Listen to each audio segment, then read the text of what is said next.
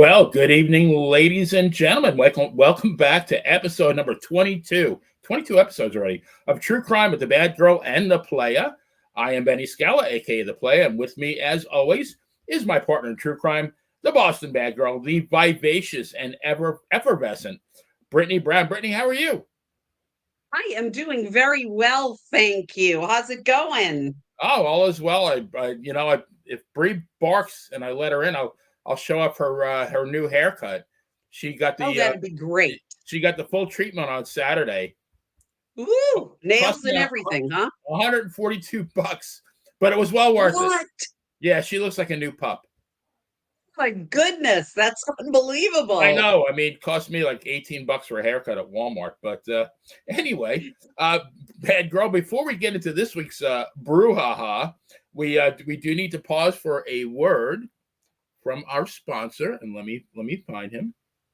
There he is. All right. Well, True Crime with the Bad Girl and the Playa is brought to you by the Burbrower Law Firm. Folks, if you've been injured in a car accident, please reach out to our good friend Adam Burbrower at the Burbrower Law Firm. Adam and his crew do things the right way with great results. Now, not only is Adam a great attorney, the dude has framed pictures of Ernie Ladd and Johnny Rods in his office. Now, how cool is that, right? So if Awesome. you see Adam at the community pool, climbing the diving board to nail a triple Lindy, you're going to notice superstar Billy Graham on his back and Brett the Hitman Hart on his chest. So the guy's not only the man of the hour, the man of the power, the man with the legal power, actually. Too sweet to be sour. He is also the excellence of elocution. Now, besides being a great guy, Adam is a true crime aficionado and an avid WWF historian. So who else could get you a great settlement while breaking down Joe Turco's greatest matches? Do you remember him? Brittany is before your Yes, time. I do. The continental nobleman from Catania, Sicily. Can never forget him. So check out Adam at burbrowerlaw.com and follow him on Facebook. Now, do not forget to tell him that the Bad Girl and the Playa sent you. So let me X out Adam. So, guys, mere words. I think I consider myself very eloquent. I believe, Brittany is also very eloquent, but I couldn't find the words to adequately describe the shit carnage that is the Sarah Boone suitcase murder. But we're going to give it a try. But Boone was convicted last Friday of second-degree murder of her boyfriend, Jorge Torres, it's over 4.5 years ago. Now, Bad Girl, I was 100% hooked and emotionally invested in the Karen Reed trial. I didn't think I could get into another trial like I did that one, but boy, was I wrong. This was top shelf drama. What did you think of it? I totally agree. At first it was kind of like, oh, whatever. Yep, happened in Florida. Yep, suitcase. But boy, I'll tell you, once you started watching that on YouTube, just like you, could not stop. Yeah, it was. I mean, Florida is known for stuff like this, but even for Florida, this was this was definitely bizarre. So now, normally, the Bad Girls gives us a little bit of a background on this case, and we're going to do that, but we're kind of going to limit the script because words don't really do it justice. I think we're just going to shoot on it. So take it away, Bad Girl. With some information on the case. Yeah, definitely. Thanks, Playa. In 2020, Sarah Boone was 42 years old, living with her boyfriend, Jorge Torres, also 42, at a Winter Park, Florida townhouse. The relationship had been going on for about 3.5 years and was marked by many incidents of domestic violence on part of both parties, as well as several arrests. On the evening of February 24th, at least they waited 10 days after Valentine's Day, Yeah, right. Yeah, um, 2020, Boone and Torres, who had both been drinking heavily throughout the day, allegedly decided to play hide and seek at the age of 42. Torres, who is I a often do that. Yeah, I very get it. yeah, Yeah, Torres, who's a huge 5'2" and 103 pounds. That's like what I was when I was 9. And Right. suitcase, and that's maybe what I did when I was 9 as well. Into the suitcase. It is not known whether this was his idea or Boone's. Once George got himself in the suitcase, Boone zipped it shut. Boone claims this occurred on the first floor of their townhouse, although a couple of neighbors testified to loud noises that evening, leading to speculation that the suitcase might have been thrown down the stairs. Despite pleadings of Torres that he could not breathe, as heard on Boone's self recorded video, she mocked him and told him to shut the fuck up. Yeah. Then went upstairs and went to bed. The next day, she came down at about 12:30 p.m. and, per her story, was horrified to see that Torres was still in the suitcase. She then called her ex-husband for some unknown reason, Brian Boone, and asked him to come on over. She did not call 911 until he arrived and told her that she needed to call them. Good move, Brian. Right. Yeah. At least somebody has sense. Yeah. Boone was arrested the following day for second-degree murder after a police interview. Uh, Although she was arrested on February 25th, 2020, her trial did not begin until just a couple weeks ago, October 14th, 2024. The trial concluded on October 26th, with Boone being convicted of the maximum charge of second-degree murder. It took the jury less than an hour and a half to deliberate, and that included a dinner break. Imagine that. The state was led by Assistant State Attorneys William J. and Dave Cacciatore Jr. Great name, Boone by the was, way. yeah, right? Hey, chicken. I bet you that's what they had for dinner break. Yeah, Cacciatore, yeah. There you go. Boone was represented by local attorney James Owens. This was after Boone went through 8, count them, 8 different court appointed attorneys, self-representation, and another attorney of her choice.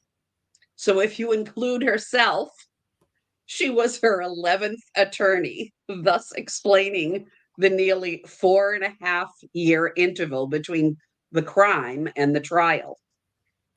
Boone was given a plea deal of 15 years by the state, which she real brightly turned down. Yeah, this is like, I mean, unfucking believable. Well, I mean, what can you say about all that? So I jotted down a few bullet points that I wanted to throw at you just to see what you had, had to say about it. Anybody in the chat room also, feel free to jump in with your comments. But first, I need to dispel. There's been a controversy, and I want to settle that. The reason why he was locked into a suitcase is only because Sarah Boone, that's not it. Sarah Boone could not find his Menudo lunchbox. I mean, he was what, 5'2", 103 pounds? I think he could have put this, right? Yeah. She couldn't find it. Absolutely. She said, fuck it, I'll use the Samsonite. But there you go. The first thing that strikes me, Brittany, is that an hour and a half, and that included a dinner break. I can imagine the jury foreman, sit down, what do you guys say? The bitch is guilty. Pass the salt. Let's eat and then we can go back, right? I mean, exactly. She's nuts. Guilty and nuts. I don't know of any. I don't remember any trial where they came back that quick. No, that was, I wonder if that wins some sort of a special, like, shortest trial in the country. Yeah, I mean, there's got to be something in the Guinness book for that, right? I mean, for a murder trial, I mean, how long did Karen Reed's trial last? Oh my God, weeks. Right? Weeks. I mean, absolutely. Witness after witness after witness. This wrapped up in what? I think 10 days. Yeah. And yeah, I mean, Friday was closing arguments, and then they sent the jury. I remember the judge saying to the jury, "Be prepared to stay here after 9 o'clock, because I guess that's the outer limit normally. But I guess he Mhm. got permission from whoever so that they could work past that. I guess they wanted to wrap. He must have known that it was going to be a quick deliberation, but like maybe just in case, like I think they really wanted to wrap this thing up, which they did. Um, Yeah. I, I can't even imagine anybody like. And here's the weird thing, Brittany. I didn't know this. There were only 6 jurors, which, Really? yeah, I thought normally it's 12, right? I don't. Maybe in Florida murder case, Florida, capital case. But I mean, if anybody out there knows in the chat room, shout it out. But and I'm sure that made it easier because you only have to get 6 people to agree rather than 12. Yeah. But yeah, I mean, when I I thought I was seeing things. I had it on my. I was looking at something else on YouTube, but I had like a separate tab open for the case, and I kind of had it on mute. And all of a sudden, I see like everybody's filing back in the courtroom. It's like, no way, that's like way too quick. And then I thought, like, dear Crazy. God, please get this right. And I Oh, mean, no kidding. fortunately, yeah, they No did. kidding. But Thank yeah, goodness. Yeah. I don't think there was any controversies. I don't think there was any cover ups, nothing at all.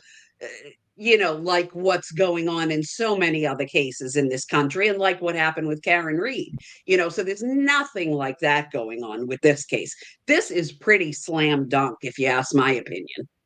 well, I mean, honestly, didn't she really screw herself? I mean, she Yeah. recorded the guy in the suitcase for 2 minutes. And you and she records him begging, and she basically did the, what is it, the like the battered The wife battered, syndrome they type used thing. the battered spouse defense. But here's what I don't understand, and maybe you could help me out here. I mean, she's recording this guy, and I mean, literally, you could hear it. I mean, the guy's begging for his life. I mean, by then he's knowing that he's losing air, and that if she doesn't let him out, he's fucked. Pardon my language, but I mean, he's pleading with her. Now, she said that after that, like after that she stopped recording, he told her that if you don't let me out of this suitcase, I'm going to. I think the words she used, I'm going to fucking end you. Now, Yeah.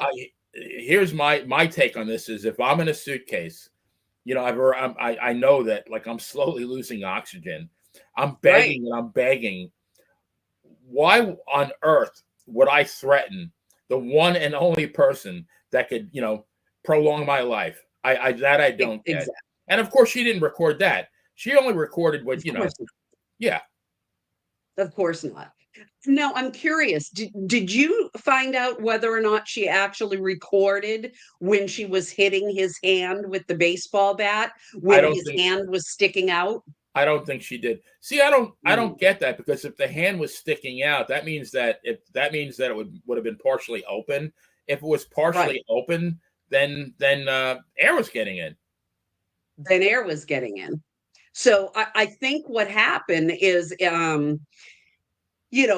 she went ahead and just kept beating his hand. And once he put the hand back in, of course, any normal person they would put their hand back in because they don't want their hand to get broken or bloody or whatever. I mean, you're going through enough already. But I'm sure she zipped it right back up. Like, okay, I smashed his Well, hand a few times. Now and that's all broken. So now she we'll zip you back up, you right, bastard. and she used the term poke. I poked him with the baseball bat. But I don't know Right. if you remember the medical examiner, and I looked everywhere. I could not find this woman's name. Oh, and there's a Vicky B. Thank you, Vicky B. Florida is 6 jurors for everything but first-degree murder. Thank you for that information. And Oh, thank you, yeah, we got Vicky. Jason in the room, Beth the playmate, Phil the president, our usual suspects. But yeah, Vicky, thank you for that information. I was kind of surprised to see that, but I think it definitely expedited the case. But I mean, the medical examiner, when she showed, I don't know if you saw the part where she put up his, it's a sketch of the human body and showed Yeah. all his injuries. They were all over his upper body. I mean, he Yeah, had them on how his is that arms, he had them, possible? yeah, on his chest. He had, I think, one on his eye, and he had a scratch mark on his back.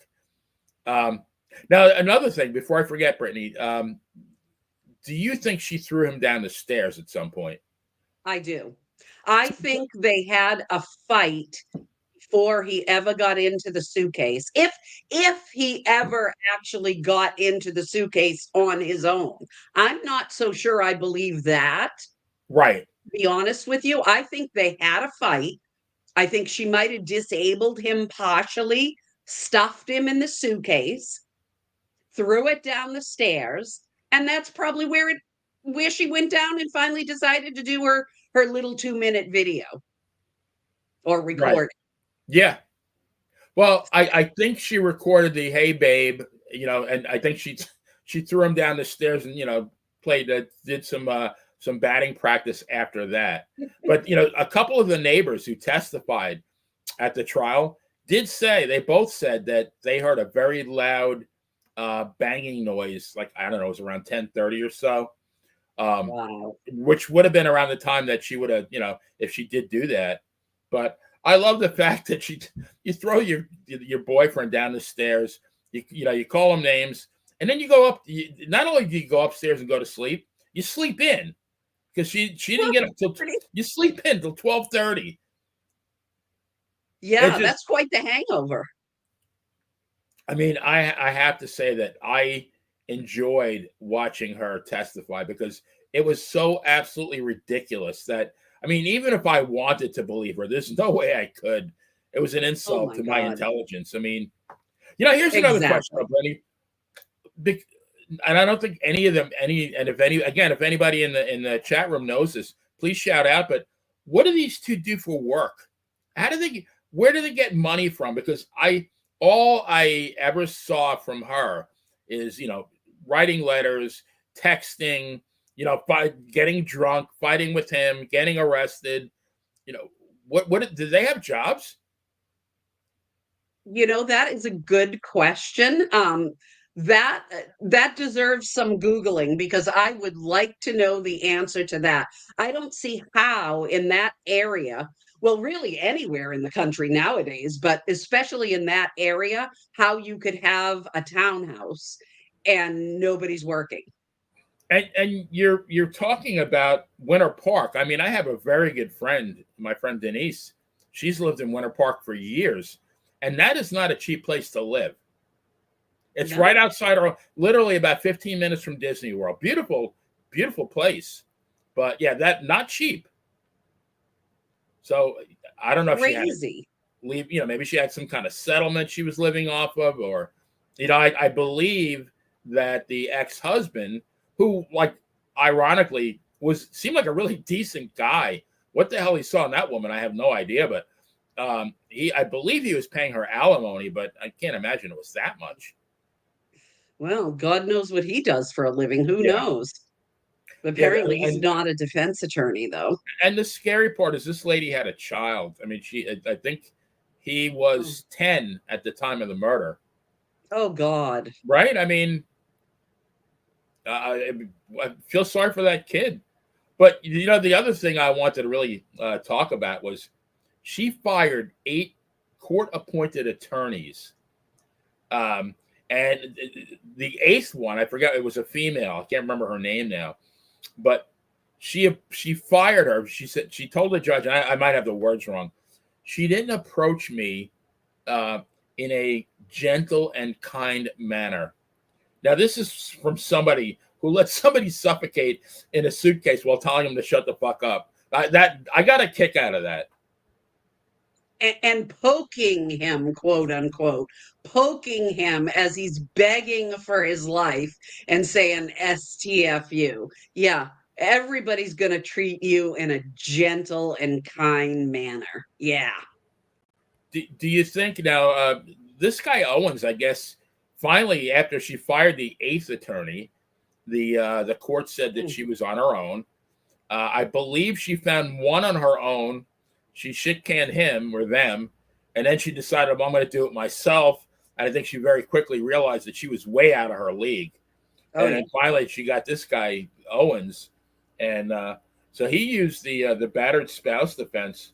But I mean, did you see anything? I mean, I do think. Well, here, let me ask you this: did you see the picture of her with the black eye? I did not. Okay, there was a picture. I should have. Shame on me for not including it, but there was a picture of her with a black eye, and it was the fakest black eye I've ever seen in my life. It, Oh, it, you're it looked kidding. like either a Sharpie or I mean that stuff that the athletes, the shade they put under, the black stuff they put under their eyes to shade from the sun. Yeah. It was perfectly like it was literally like what would they call that, Venus paradise color by numbers. Oh my God. She painted black paint. I mean, it's the fakest thing I've ever seen. But I mean, I do not. There, she did show a couple of marks, and I mean, I don't doubt it got to the point where they were physical with each other. But there is nothing that in that what I saw that would lead me to believe anything other than she was the aggressor. I'm not saying that he didn't do anything, but I think I'd use wrestling parlance. She was the booker in the relationship. Yeah, I mean, I don't know what her height and weight is, but I think I can tell just by watching on YouTube and seeing still shots that she is definitely taller than 5'2" and definitely weighs more than 102 or 103 pounds. Well, Um, Brittany, what was that not the worst haircut in the history of haircuts? I told you before the show, Dorothy Hamill called and she wants her haircut back from 1976. no kidding. Yeah, No. the last time I saw a haircut like that, she was doing a triple axel in was it Lake Placid, and, Yeah.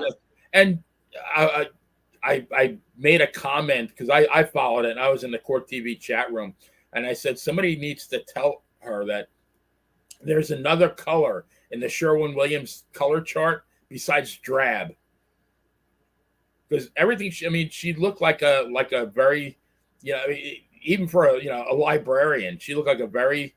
I mean, maybe that's the look she wanted to affect, Probably. but she Probably. I find it hard to believe she'd ever go out drinking with him looking like that. I don't know. I no. don't know. Everybody's different. Little Patty says he was unemployed. Not sure what she did. Thanks, Patty, for that. Yeah, so like I said, either she had some kind of settlement or something, or maybe this guy, the husband, made huge bucks, and maybe she found a very friendly judge who gave her a very nice monthly alimony. But I don't know. It just seemed like they were always. I mean, one of the things I wanted to get into. I don't know if you saw it. It was on the last day. I think it was right before closing. I think Mr. J. I think his name is William J. One of the state prosecutors, besides Mr. Cacciatore. Um, he read. Spent about a half an hour going into reading literally from a report her text messages. This woman Mm, sent like hundreds and hundreds and hundreds of text messages to him and his mother every day, and they were like, I mean, evil. Not even mean. really? They were horrible. So I just like I really have a hard time believing. I mean, if this woman was terrified and fearful for her life, why are you poking the bear like that? I mean, although he was like not Never. really a big bear, he's more like a little cub, but still. Yeah. But like what kind of diabolical mind must you have to talk that way to somebody you're in a relationship with? Like what? Why waste? See, I'm at the point in my life where if that's the kind of relationship I was in, I'd be in it for a day. That's it. Halfway through the day, I'd be done. That's not what I want in life. Who wants that? Who wants to go back and forth with childish nonsense and, you know, for lack of a better word, bunch of bullshit? Totally. And then you're going to go after someone's mother and treat them the same way. What? I mean, the only thing I could think of is both of them must have felt like they could not find anybody else, and this was as good Right? as it was going to get. No, But I mean, I was miserable just reading the text messages and just putting myself in the guy's place. Like, I mean, first of all, somebody ever sent me anything like that, it'd be over that day, because I'd like to think, I have some self respect. But man, oh man, it was just like this is this woman must have been on her phone nonstop. When she wasn't writing letters. I mean, after the fact, after she got arrested, then she started writing letters to judges, attorneys. I don't. I mean, all she did was write letters. I have to believe that, and I thought that judge did a great job. I really liked him. I yeah. think his name was Michael Kranick, Judge Kranick. Hmm. I think he did a really good job. He really tried to be fair. He gave her, I think, more leeway than she probably should have gotten, but he drew the line. And that attorney, her attorney, objected ad nauseum.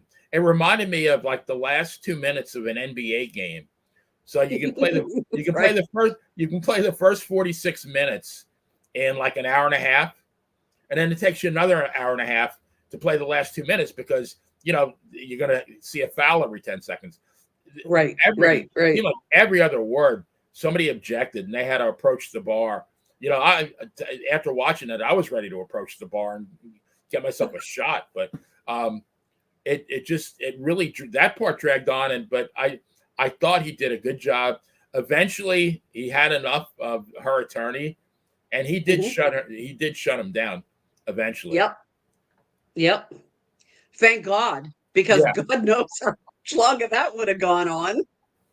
Oh, now let's hope that the ex-husband had custody of the then 10-year-old child when this all happened. Well, he was.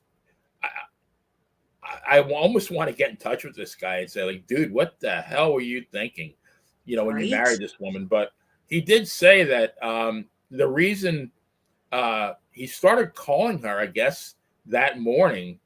I think it was around 11:30, and it was because he needed to remind her that it was her day to pick up the kid. I think his name is Lucas. I think the kid's name was, and he mentioned that she frequently forgot to pick him up. I mean, Oh my God. yeah. I mean, if you're any parent, any good parent who has joint custody, and the child is out of their home for a few days. I mean, you can't wait to see your child again. And this woman had to be reminded. She missed numerous. I mean, she did not strike me as having any maternal instinct whatsoever. Oh, isn't that awful? Imagine being, oh my God. Thank God she didn't have visitation the day that it happened. And this kid was, in their room when all of this was going on at night and into the next day. Thank God. Can you imagine a child having to listen to all that? Yeah, that's. I mean, you wonder, like, did it happen when they were together? Because it seems incomprehensible. They could just flip the switch. Oh, we got the kid tonight, so let's we got to behave. I mean, they drank. She said that she bought a 1.5-liter bottle of wine, which is pretty big. I'm a wine drinker. That lasts me a week, and they downed it. They had another one that was like half full. They downed that, and apparently he went to Winn-Dixie or Publix here and bought another 1.5 liters. I mean, that is a lot of wine. And, Wow. when you hear her on the recording, the 2-minute recording, she's completely shit-faced. He sounded that fairly coherent. Sounded, I mean, he kept saying, babe, I can't breathe. I mean, I guess, but he sounded pretty lucid. Whereas, I mean, when you listen to her, she goes, that's what you get for cheating on me. That's what you get for, I think she said, choking me. And then she told him, she gave him the shh. And then she told him to shut the fuck up.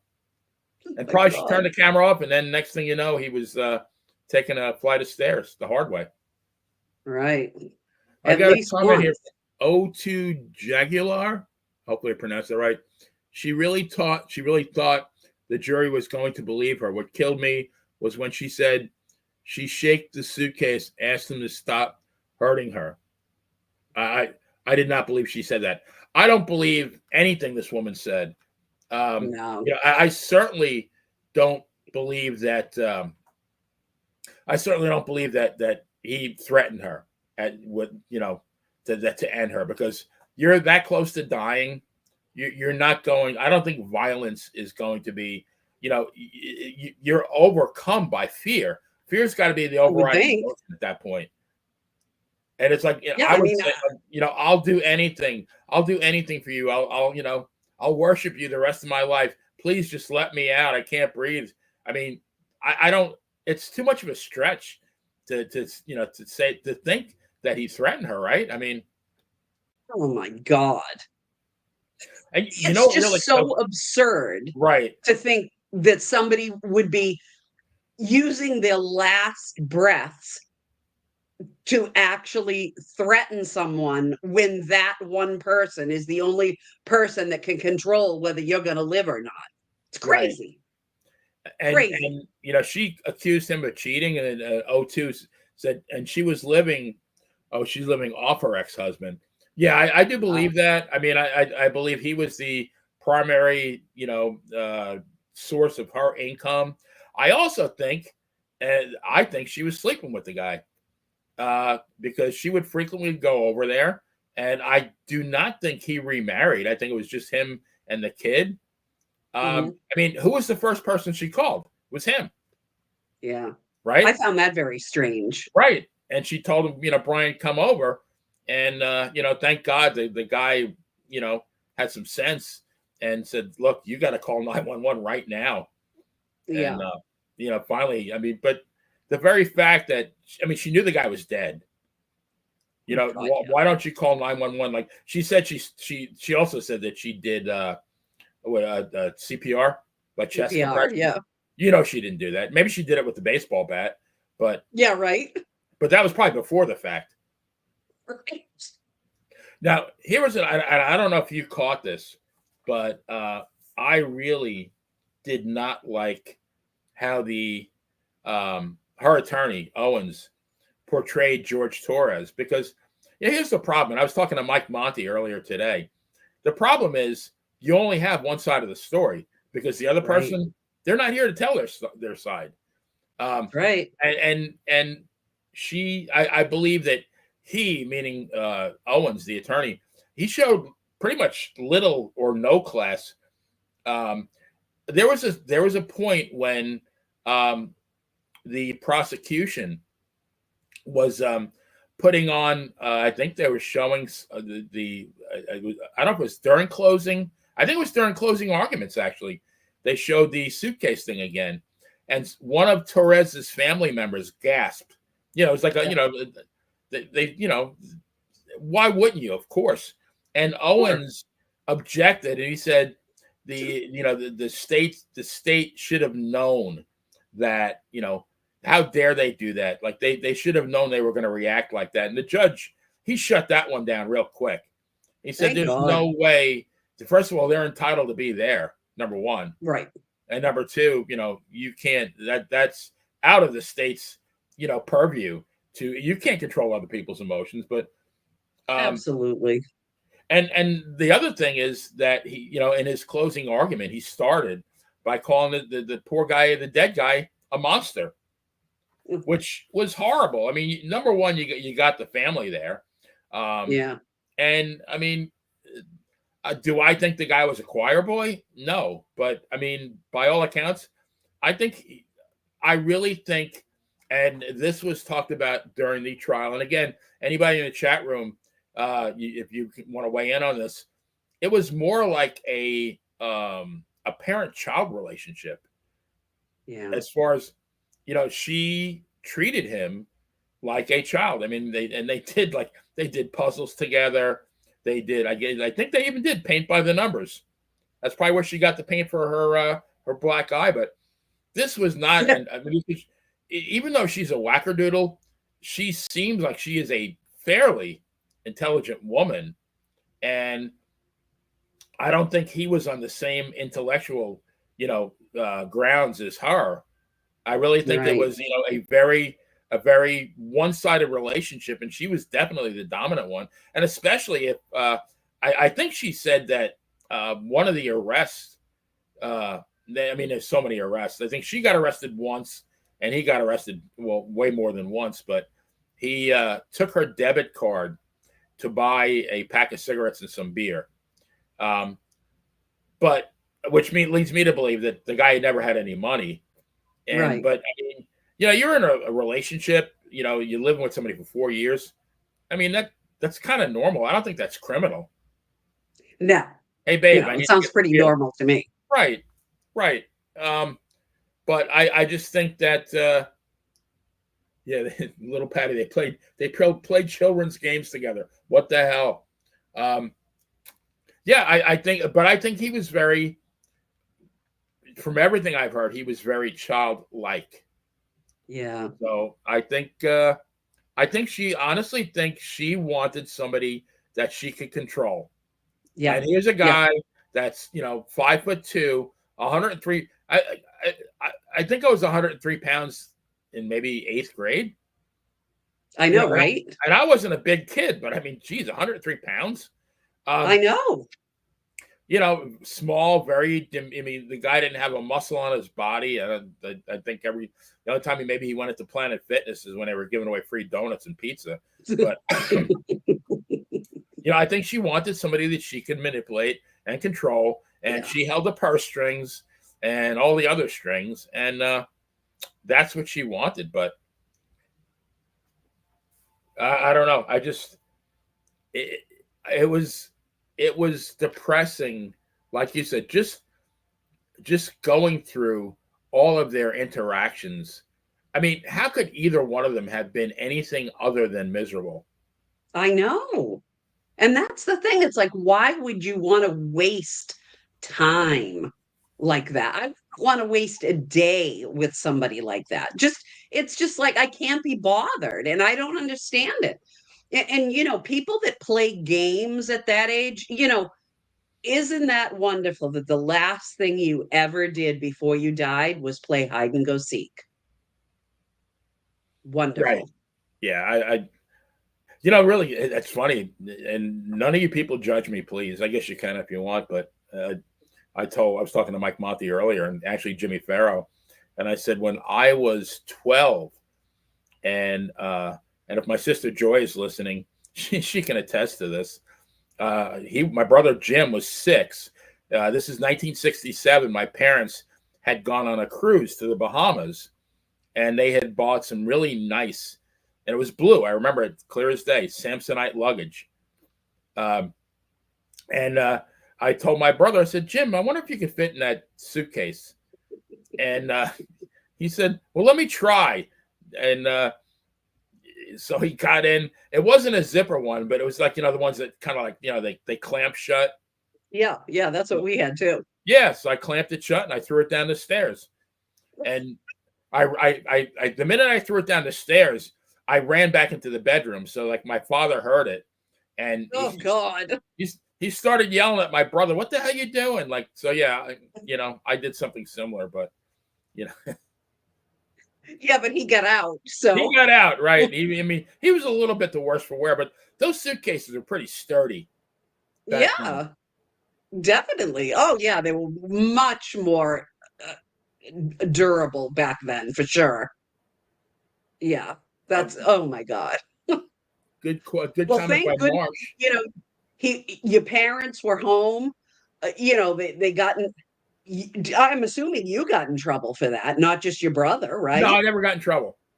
You never got in trouble. Nope, I never got in trouble. In fact, I texted my sister yesterday. I said, Joy, did I ever get in trouble for that? She said, no, Jim just got yelled at. They said, what are you horsing around for? I don't know. Somehow I skated. But now I will tell, because, you're a Hall of Fame wrestler. Most of the people who are listening to this are wrestling fans. he got back at me because about a year later, maybe 2 years later, I became a wrestling fan in 1968. So the next year, by 1969, I had a huge collection of wrestling magazines. Mhm. I mean, I would go to the store, every day. I walk to the luncheonette after school. If there was a new wrestling magazine, I was on it like a hobo on a ham sandwich. So I had this, I had this big collection of magazines. Well, one day I am, I have my brother in the Boston Crab up in our room, Mhm. and I made the mistake. I leaned back just a little bit too far, and Oh, he screamed. And my parents were both upstairs in about 10 seconds. I feel like they just materialized. They snapped their fingers, like it was like Bewitched, and they were there. And they said, "What happened?" And I mean, I was honest. My punishment was they got a trash can, and I had to rip up oh, every single one of my wrestling magazines. no. Yes. And I even told him, I said, can maybe you take it? Can I give a kidney instead? I mean, it hurt that bad. Like, Oh my gosh. yeah, that was probably up to that point in my life, the single worst day of my life. Yeah. But I never did Yeah. it again. Well, I can't say that. I didn't do it for a while anyway. Yeah. Well, you learn your lesson for a month or two, right? I learned at least for a month. And I didn't use the crab. I would use like the full Nelson or There you go. actually, I've mostly used the Bruno over the shoulder backbreaker. Ah, Yeah, that's always good on the back as well. yeah, but that one was I guess it wasn't quite as painful as the crab. The crab, I guess I really leaned back into it that one day, but yeah, Yeah, I that could only kills. That imagine how kills. much those. I would still have those magazines, and I wonder to this day how much they'd be worth. I know. Well, see I what mean, that Boston crab cost you? well, there was a local farmers market in Hicksville, Long Island, that had an old bookstore. And my parents used to go every Saturday morning to the farmers market because my mom liked it. There was an Italian grocer there, and she liked to buy the stick pepperoni and Mhm. oh my god, the provolone cheese. She would just cut up the pepperoni and cut up the cheese and make this huge plate of it, and we used to just snack on it. Um, No. Phenomenal. I can still taste it. But anyway, right at the end of the farmers market, there was a guy that sold these old books, and he had old magazines. And one day I started going through the old magazines, and lo and behold, he had wrestling magazines. I bought every last Nice. one of them. I mean, I had Wrestling Review uh, from 1960. I mean, that's how far back. Wow. Yes, and yeah, so it was, that was literally the worst day of my life. But learn my lesson. Yeah. Never lean back on the Boston Crab. Yeah, I didn't clean my room. And I had something similar happen, but it's not wrestling related, but it's very similar. I, however, did not learn my lesson. And I think of the stuff that got thrown in the trash because I did not clean my room. My father backed up my grandfather's truck to my bedroom window and he got a shovel and he shoveled out every single one of my dolls, my toys, everything in my room. And he said, "That'll teach you." And there was Talking Gentle Ben, there was Baby Oh Chrissy man. with the hair that you pull out. And, just the Gentle Ben alone, I'm like, what would that have been worth? And I had Weebles and I had tons of Fisher Price stuff that you can't replace. And I mean, it's probably worth thousands of dollars. And you would think that I would learn my lesson and start cleaning my room, but no, nope. I'm so. I thought I was the only person on this earth that watched Gentle Ben. Oh God, no. What a I show! loved that. It was Clint Howard, right?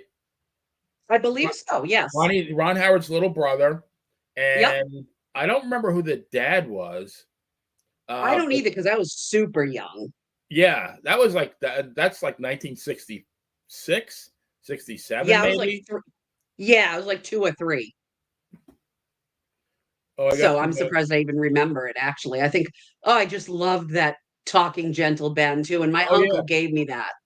Remember that? And then they had Flipper and Oh, the dolphin, and I they had, love that. of course, like Mr. Ed, who was like the king of talking animals. Yep, absolutely. No, I mean, TV was great back then. There'll never be anything like that, in my opinion, No anyway. kidding.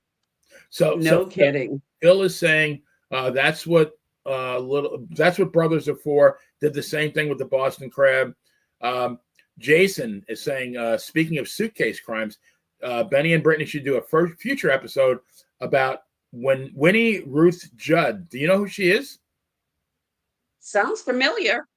I mean, I know Winona Judd, but we'd have to look that one up, Jason. Yeah, I mean, we're always on the lookout, and not that there's any shortage of these bizarre cases, right? Yeah. So Oh, there's another suitcase murder? I don't know. I'll have to we'll have to check that one out. And little Patty, did you ever do the figure 4 on him? Absolutely. Yeah, absolutely. I did the figure 4, but you know what I really liked? I loved the spinning toe hold. The Dory Funk spinning toe hold. There you go. Yeah. I did the flying hammer lock, but that was kind of hard. Nice. That was hard to do. I don't know how George still did that, because you really think about it. You have somebody standing up. You put a hammer lock on, like more like a chicken wing, and you gotta like lift that person and keep them up in the air. Very difficult. Yep. Yeah. And then when you land at home, I'm assuming there's rug burn involved. Yeah, right. Yep. One of the worst things I ever did, he was actually standing on his bed looking out the window. And I gave him the Ric Flair between the legs nut shot. And Oh, yeah, I hit him so hard that he actually passed out. He literally no. he fell off the bed like a plank of wood. And fortunately, I caught him. But yeah, I got away with that one. Sounds like you got away with a lot. Well, and anybody who has a younger brother, and I love my brother to death, Jim. He's literally he's a great guy. But the thing was, God forbid anybody try to lay a finger on him. Different story. Yeah. He was. Now, He was. was he able to have children? He was my property. There was a time when I guess he was 16, and he got jumped by a bunch of kids, and somebody who was friends with him, who was it happened right by the guy's house, called me, and I drove over there.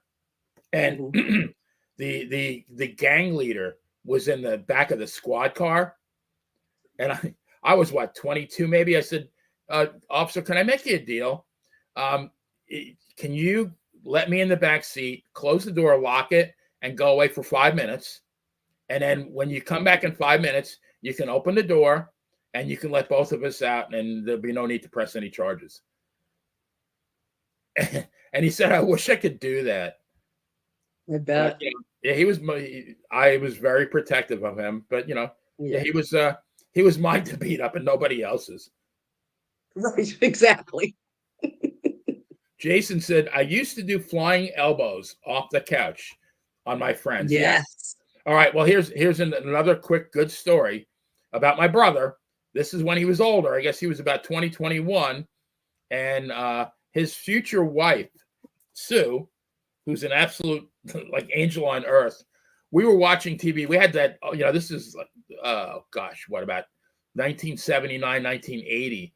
Back then they had the thick shag carpets. Oh yeah.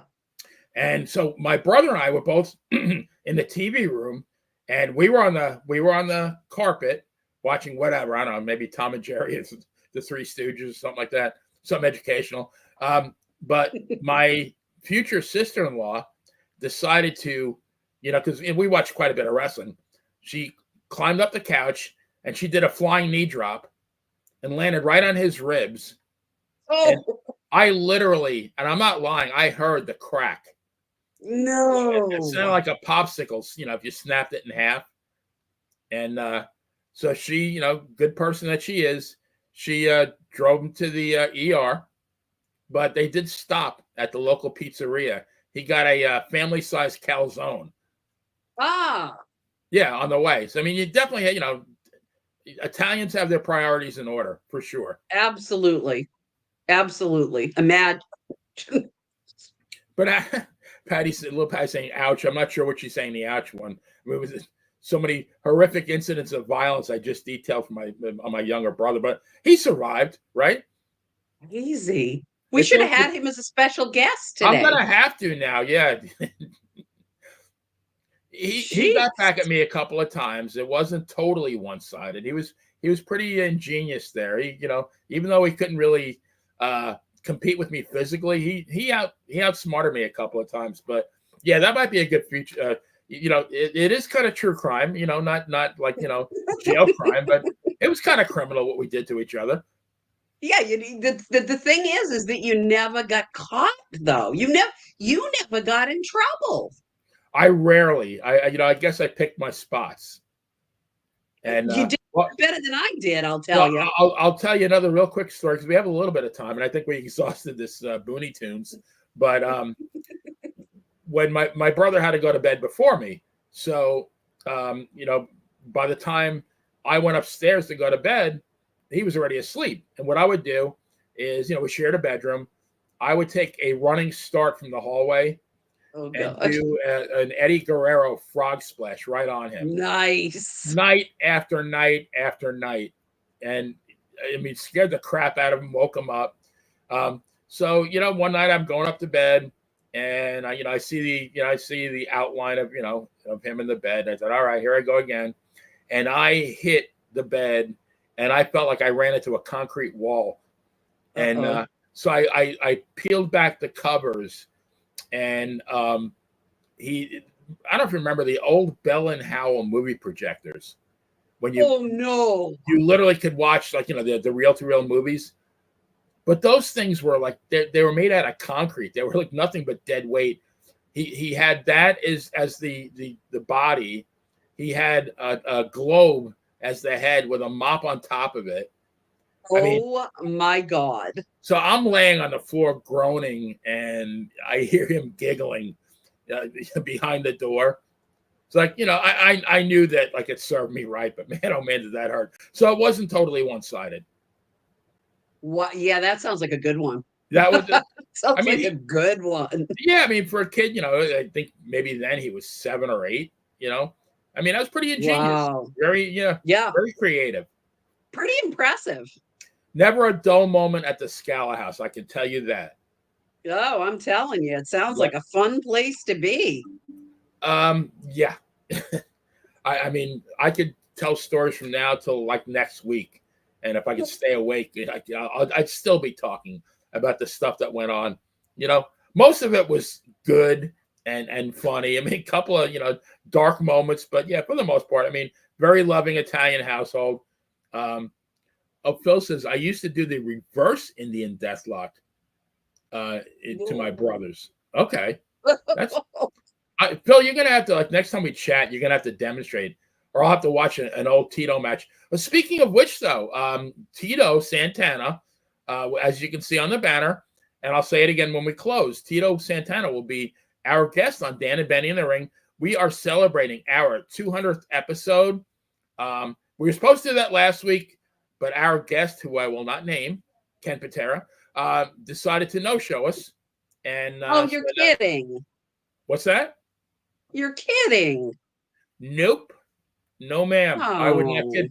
Oh, And I mean, I think we've done 22 of these together. I think that yeah, I'm pretty organized and pretty methodical. definitely. As far as arranging for these shows. And I mean, I'll tell you, I'm going to tell everybody. Dan was very diplomatic in the chat room last week. He said we had technical difficulties. Yeah, technically the fucker didn't show up. That was the technical difficulties. But I mean, I called the guy. I was at Fitzgerald Irish Pub in Newport Richey on the Thursday before the show. Called him and I said because he was our guest for the 100th episode, and Yeah. no issue. Great guest, one of my favorite guests, and called him. I said first thing I said to him was, Ken, am I a bad person because I'm at a bar and it's not noon yet? And he said, no, you're a great person. I said, well, thank you. And so I thought, like, okay, it's starting off the way it ended, 2 years ago. And I said, would you like to be our guest? Blah, blah, blah. We talked about the terms. That's good. I said it's Tuesday, 7 my time, 6 your time, because he's in Minnesota. And okay, I said I'll remind you. And normally I send the guests a list of questions, but with a heel, they call it in the ring. So like I didn't do it the first time, I didn't do it this time, and I reminded him on Tuesday morning, and then I said we'll send you a link to the show. Send him the link, and nada. 7:02, like where Dan and I are sitting like we are right now. I said I'm going to try to call the guy, and nothing. And so I'm sorry. Let me backtrack. I'm getting ahead of myself. Tuesday at 6:04, I got a text. My grandson has a tournament. Can we do this tomorrow? I forgot that. What? Yeah, right. So you did you just figure this out? That 6:04, like 56 minutes before we went on. He said, can we do this tomorrow? So Dan and I said, all right, let's, we'll do it tomorrow. Well, I checked with Dan first that he could do it that day. Excuse me. And so we rescheduled. Same thing next day. I sent him the link. I said, well, if you can be behind, be in the backstage 10 minutes before, just in case, God forbid, there's any tech difficulties, we can iron them out. Nothing. Yeah. That's when I called at 7:02. And yeah. What'd you get? His voicemail? Yeah. Jesus. Yep. And that Have was you heard from him since? Nope. Not a word. Not a word. I mean, I really, really, really liked the guy. I mean, like I said, he was one of my favorite guests. We really seemed to click. We even had a few phone conversations like after the podcast. And I thought, man, this is a good guy. He's a cool guy. If I'm ever back, in that area of Minnesota, I'll, maybe we can go out to lunch or go, the Hinckley, Minnesota. There's a huge casino there. And, I don't know if he's a gambler. I mean, I'm not much of a gambler, but that's a fun place, fun way to spend, a couple of hours. Right. And I was so disappointed. I can't even begin to tell you. And but we have, Tito Santana is a legend in the wrestling business, and by and large, from everything I can see, a really nice man. So everybody, if you could be so kind to join us tomorrow at 7 for the historic 200th episode of Dan and Benny in the Ring. But Brittany, every time I think we can't top a previous episode, we find another bizarre case. And now this one was, considering it happened 4.5 years ago, and it was only a 10-day trial, but it was nonstop action and drama. What do you think? Oh my gosh, I'm telling you. And the fact that she had so many attorneys, including herself, just added to the Looney Tunes of the whole thing. Right. Yeah. I wonder if, all 9 of her prior attorneys were probably in some sports bar, giggling their asses off watching the trials. Like, told you, bitch. Right. Right. I mean, honestly, Harry Houdini could not have gotten this woman off. I mean, oh God, no. She was, her goose was cooked. Once they went through her phone and they found those texts and they found those videos, the video. I mean, there was really not a whole lot. I would say, what really, Brittany, though, I thought of Alan Jackson, Karen Reed's attorney, and I thought, well, now there's somebody that, maybe he could not have gotten her off per se, but he might have gotten her like a reduced, maybe manslaughter or even a culpable negligence. Wouldn't be surprised. I think he could have mitigated it for her, but definitely. I mean, he was a rock star. I have a lot of admiration for that guy. Just, a great attorney. Definitely. And hopefully we see him again. I have the feeling we might. Oh, real quick, Brittany, though. We should give an update about the Menendez brothers, because that was a previous episode. Oh, definitely. Yeah. So what I've been hearing is the rumors are that their attorneys expect them to be out by Thanksgiving. Now, whether or not this is going to happen, we don't know, of course, but that's what they're hoping for, given the situation, the new the new testimony, the new proof, new evidence, and the fact that it could be, they both could be given reduced sentences or vacated sentences. I think my understanding is they were going to try to resentence them, and right now they're currently under a life without the Life. possibility of parole, and they're going to Correct. change it to life with the possibility of parole. And I guess they're going to appeal to the parole board, being the fact that they've been in prison, I think 34 years now, and by and large, from all accounts, they've been model prisoners. Yep. That they. What do you think? I mean, do you think they'll skate?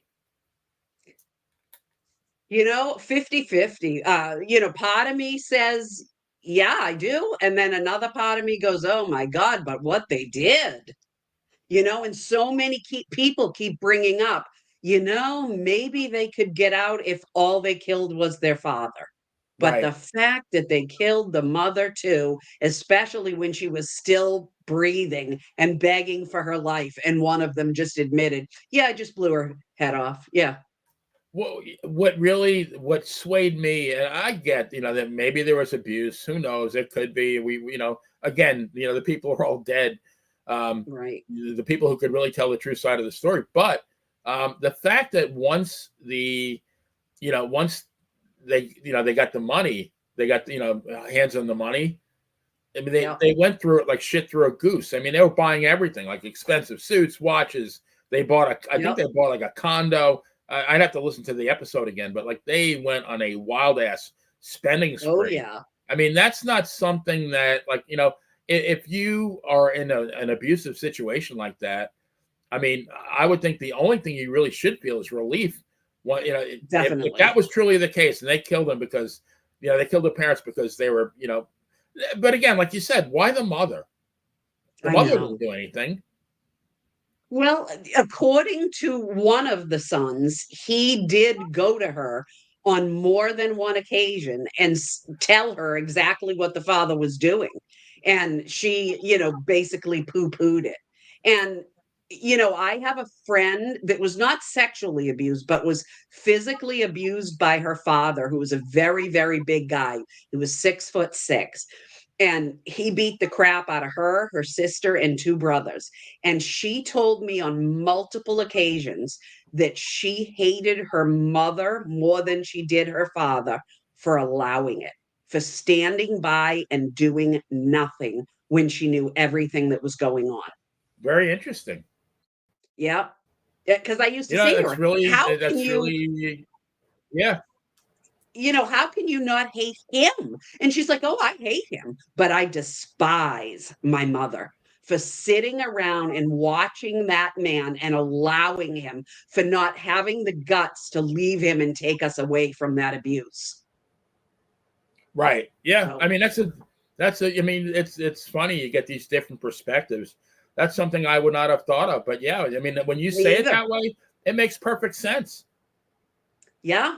I mean, I couldn't understand it because that never happened to me. And I did ask her multiple times, because she was so affected by her mother's death more so than her father's. Yeah, because, or I should say, excuse me, in reverse. She was more affected by her father's, and she basically could have given a shit that her mother died. Right. And yet she was taking care of her father to the last minute. And I'm like, what?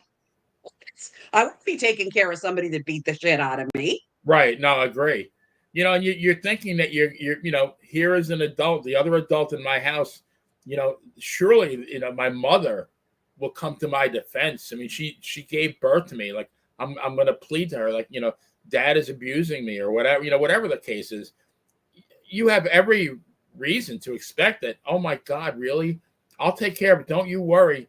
Right. to just, listen to it and not do anything.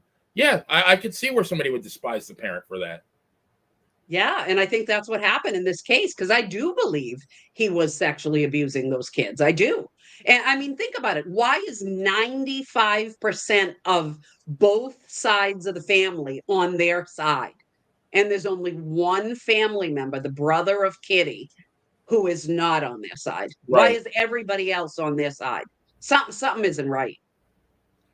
I honestly think they're gonna skate. They're gonna go Yeah, home. And yeah, I mean, you know, I wouldn't. I mean, they did 34 years. I mean, that's a long stretch. I mean, they were, what, yep, 21 and 18, and now they're yep, like 55 and 53. I mean, yeah, they spent what we would call the prime of our lives. I mean, they spent all of it behind bars. I mean, they yep. both have wives too, which I was amazed. One, they've been married since 2003, I think, and one they've been married since 99. They, 99, yeah. yeah, they both have long-term wives. So I don't know, Yeah, well, the new Lifetime series, the Menendez brothers and their family. That's what's going to be next. Just like right? Gypsy Rose. Yeah, yep, yeah. So we'll have to figure out what we're gonna do next there. But once again, thank you to everyone in the chat room, as well as the millions and And millions millions. of true crime fans around the world. We got plenty more, and so make sure you subscribe to the Money and the Power YouTube channel so you won't miss any notifications. And like I said, please join us tomorrow at 7 o'clock for Dan and Benny in the Ring historic episode number 200. Our very special guest will be wrestling legend, intercontinental champion, tag team champion, Hall of Famer Tito Santana. He's been on a number of podcasts. Once you have somebody on a number of podcasts, it's really a challenge to come up with some original questions. Yeah. But I think I've done a pretty good job. I think anybody who listens will not be disappointed. Oh, definitely not. Love your show. Thank you. Congratulations. Can't Thank wait you. to see it And tomorrow. yeah, absolutely. So for the Boston Bad Girl, this is the Playa telling everyone to stay safe and see you next crime. Good night, all. Good night.